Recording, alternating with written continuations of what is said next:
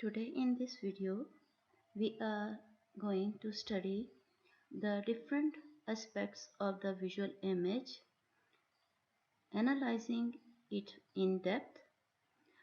To see any object is not sufficient, but we should have a complete knowledge about the image of the subject, about its depth from your eye, how much the distance is from the ground, and either the object is moving or still in respect to the background. All information should be gained with the analysis of the visual image. So, just to study the visual pathway is not sufficient for us. We should know all the complete details of our vision about any object. So today we will study how we get the information about the image of the object, so that we should know complete knowledge of the object. Not only its spatial orientation, but also either it is colorful or black and white, or the subject is moving, what is the relationship of the subject to its background. So how this is interpreted in our brain. This is the topic of the today. So we will study all these characteristics about the image formation one by one. One more thing, God gifted us two eyes, but the image is form one. So how it becomes possible for our vision that with the visualizing with the two eyes we have one image? How the interaction of visual signals from the two separate eyes combine to form one image. For this, God gift us the special system placed in the retina, which are called the corresponding points. I will come to this thing again in the end also, but here I should mention that the corresponding points on the retina, they are the specific points present on the right side combining with the left side, or suitable for the points present on the left side of the retina. That is, in simple words, you can imagine that A is combining or making pair with the B, C is making pair with the D. So in simple words, you can say that corresponding points present on the retina are those points which makes pair with the other side, that is present on the right side, on the right eye retina. They are suitable for the points present on the left retina. When they combine, they fuse, they register and give us a single image. If these points they are not suitable with each other, we cannot have a single well-defined image. So because of these corresponding points present on the right side and present on the left side, they make pair with each other. In very simple words, it is not so simple, but to understand at this stage, at your stage, I am saying that these are the points which are making pair with each other for a better understanding. But it has much more detail. But in simple words, you can say these, because of these corresponding points present on the right side, present in the right eye, they combine with the left eye retina, the points, and making the pair. If they are suitable with each other, they make one single well defined image. if they are not suitable. For example, if you pressurize one eye, you put your finger over the one eye to pressurize it slightly so that you disturb the corresponding points on that specific side. You cannot have a single well defined image. This very simple experiment you can do on your eyes to have well understanding about the corresponding points. For the two major pathway for the analysis of the visual information, for better understanding about its position, gross form and motion of the objects, and also how the color of the object they are perceived. For that one we have different neural pathways. You can see from this diagram also that in this diagram the cortical different cortical areas they are mentioned, and the image formation is shown. Firstly, because of the black arrows you can see this one, and also the red arrows. What are these black arrows showing?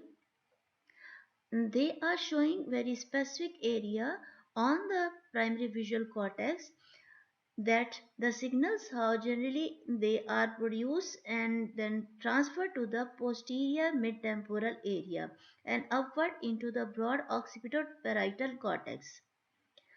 At the interior border of the parietal cortex, the signals overlap with signals from the posterior somato-association area that analyze three-dimensional aspect of the somatosensory signals.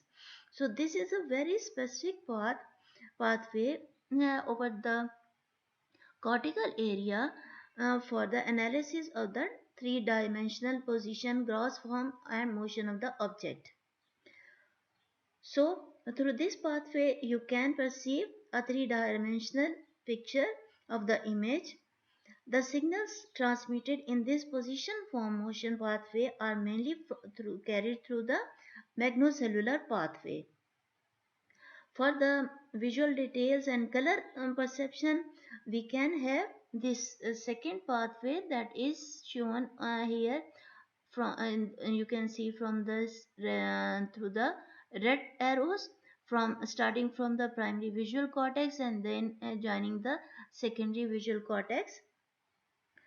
This pathway is especially meant for the visual details and the color vision, and for the perception of the color also. And in the secondary visual areas we can have the inferior ventral and medial region of the occipital and temporal cortex, showing the principal pathway for the analysis of the visual details. Through this pathway we can have other aspects, for example recognizing the letters, reading, determining the texture of the surfaces. We can have other details about the color of the subject and all other information about the image formation. So mainly through these two pathways that are shown here with the black arrows and the red arrows, starting both from the primary visual cortex, this going upside to the closer to the somatosensory area 1, and the second one entering mainly into the secondary visual cortex up to the this level. So through this we can have well information about the image.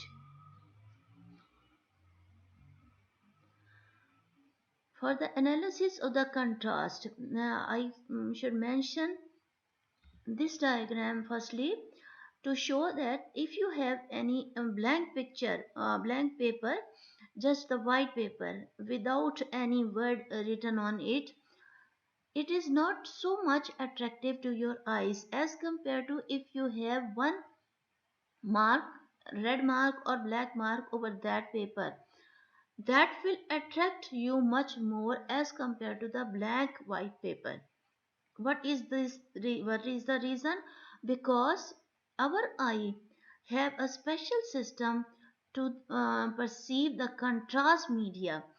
And you can see, if you have this if you have this mark, plus mark over the white paper, your eyes will be at once they are attracted to this mark, and especially to its margins. The maximum perception of your maximum stimulation for the perception of the contrast media, that is the on the margin, as this is seen, this is shown here, that at this level the maximum stimulation for the contrast media that is perceived in your eyes, and because of this perception we attract, and then we can have well defined margins of the image.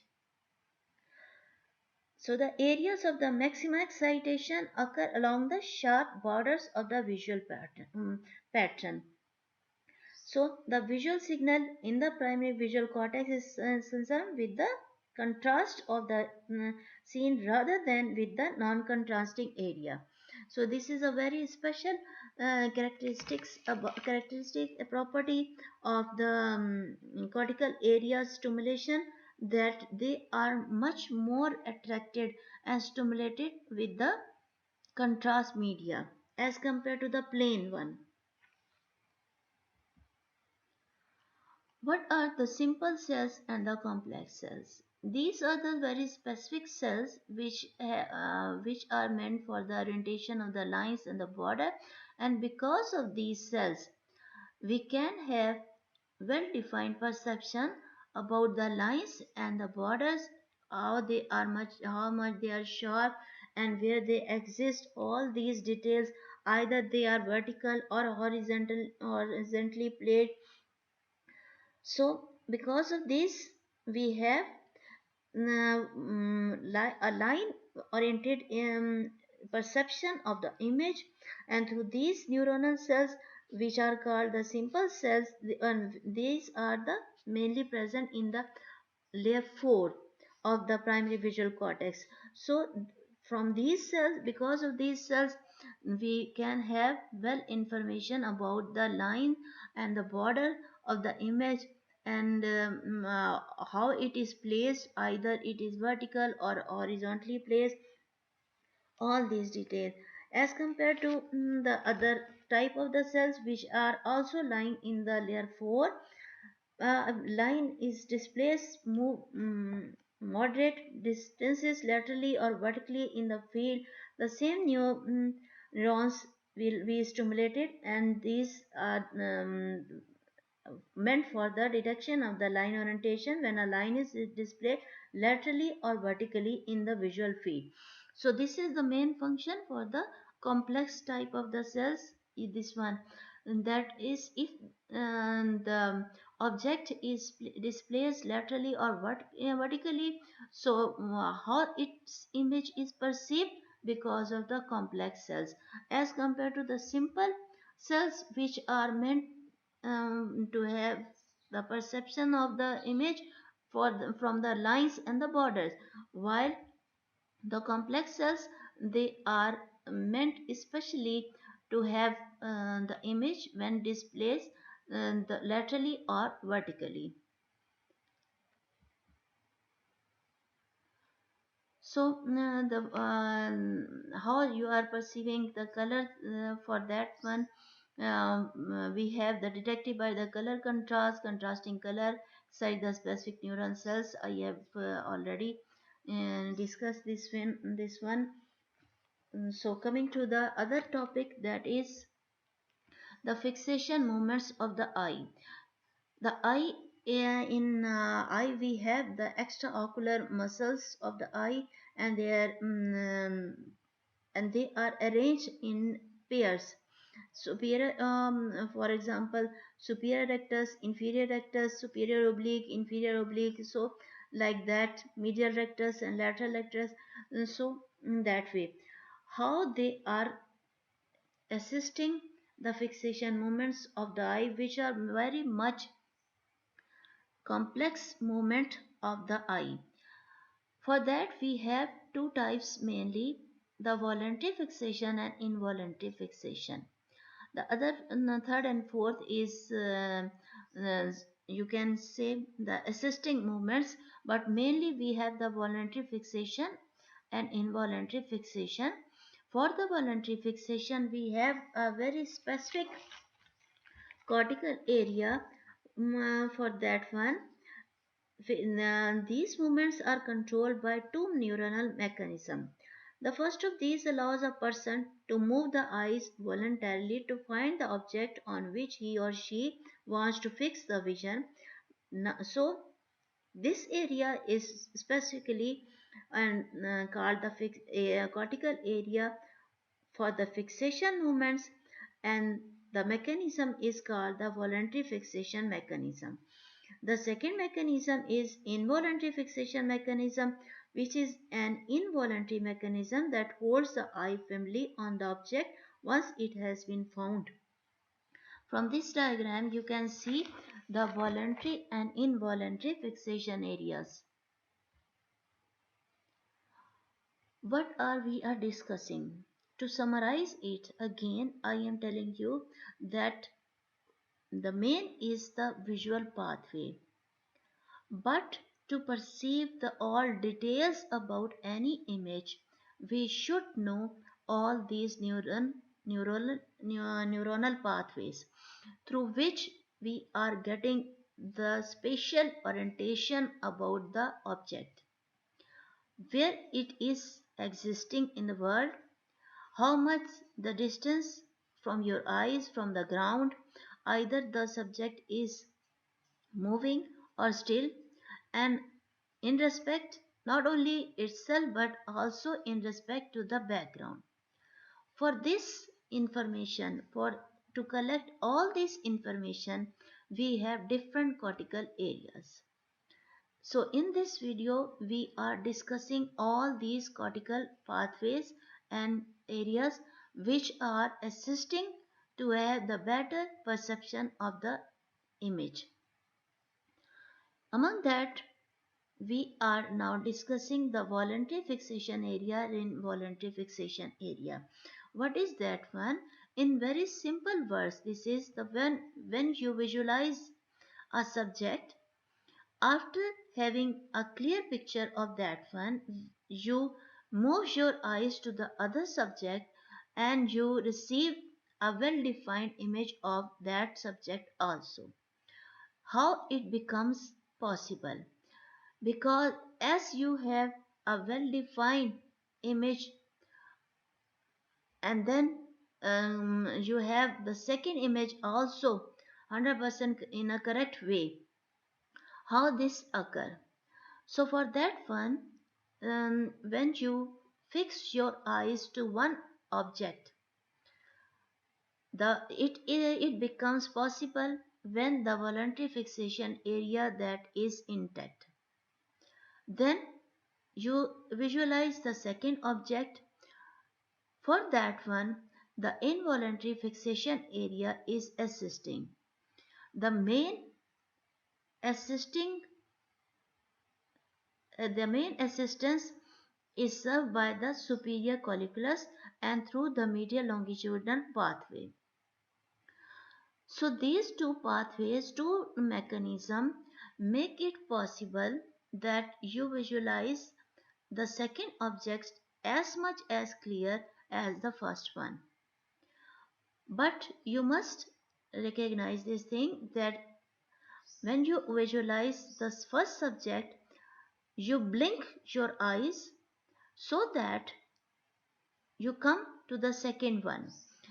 In other words, we say that you lock your eyes there, by blinking you unlock and come to the second subject. What is that mechanism? What areas specifically they are making this possible? The voluntary fixation movements are controlled by a cortical field located bilaterally in the premotor and also the frontal lobe. As you can see from this picture also, if there is any lesion to this area, So the person is unable to unlock the eyes from one point of fixation and move them to another point. It is usually necessary to blink the eyes or put a hand over the eyes for a short time, which then allows the eye to be moved. The fixation mechanism that causes the eyes to lock on the one object of attention once it is found is controlled by secondary visual areas in the occipital cortex located mainly anterior to the primary visual cortex. So this specific area you can recognize here, this one present or close to the primary visual cortex and the visual association areas, and it is the involuntary fixation area. When this fixation area is destroyed, or you can if there is any lesion to this area, the person has difficulty keeping its eyes directed towards the given fixation point. On the whole, we can say the posterior involuntary occipital cortical area automatically lock the eyes on a given spot of the visual field and thereby prevent movement of the image across the retina. To unlock this visual fixation, voluntary signals must be transmitted from the cortical voluntary eye field located in the frontal cortex. So both of these areas, they work together one by one. So they work in relation to each other so that the best locking and unlocking mechanism take place. For this, the main assistance is provided from the superior colliculus, which is playing a very important role, and it has a very different mechanism to have the best image, in that when a spot of light has become fixed on the foveal region of the retina, its specific movements cause the spot to move back and forth at a rapid rate across the cones, and the drifting movements cause the spot to drift slowly across the cones. This is a very specific pattern present in this one. Voluntary movements to fixation site. I am discussing this picture, but you must focus this one also. That is this special type of the movement function is occurring in the superior colliculus. So what happens that each time the spot drifts as far as the edge of the fovea, a sudden reflex reaction occurs, producing a flicking movement that moves the spot away from this edge back towards the center of the fovea. Thus, an automatic response moves the image back towards the central point of the vision.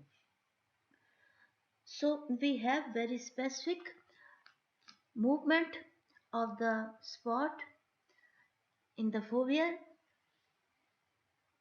Because of this, we can have well-defined image and fixation, locking and unlocking mechanism.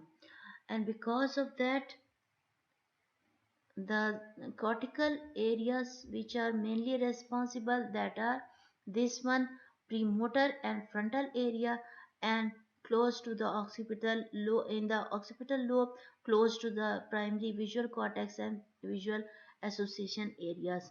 This topic is very difficult to understand.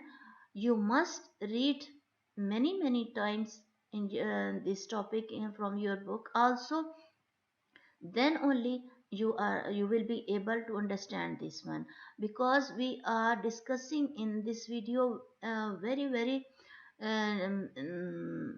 much more detail about the visual pathway and the analysis of the visual image.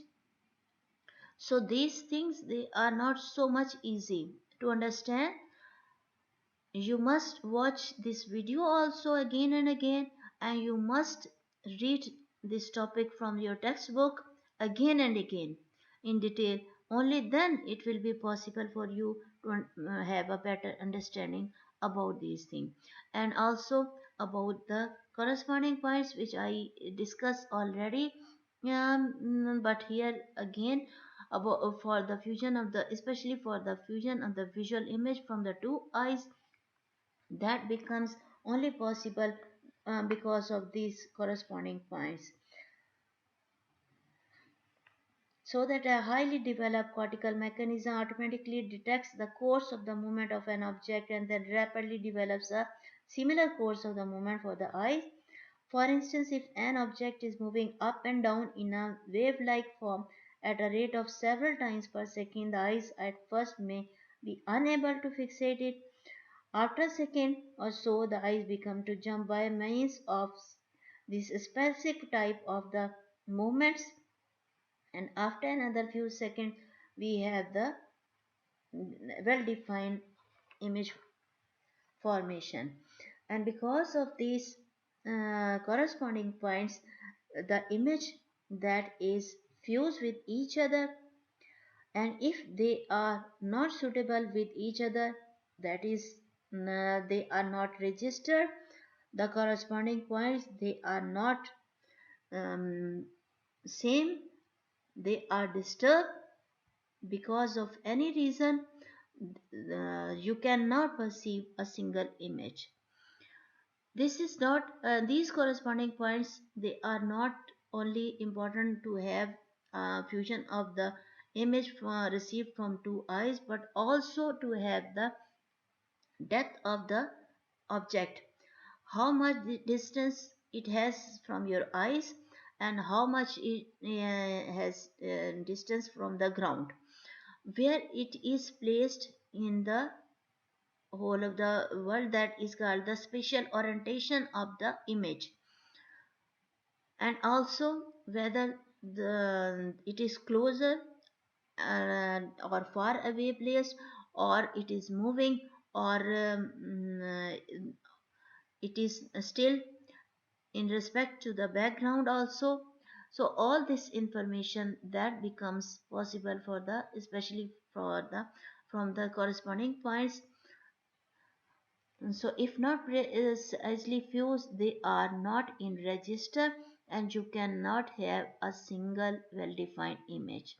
The nearer the object, the less the degree of register which allows gypsies, which is the mechanism specifically detecting the distance of the visual objects.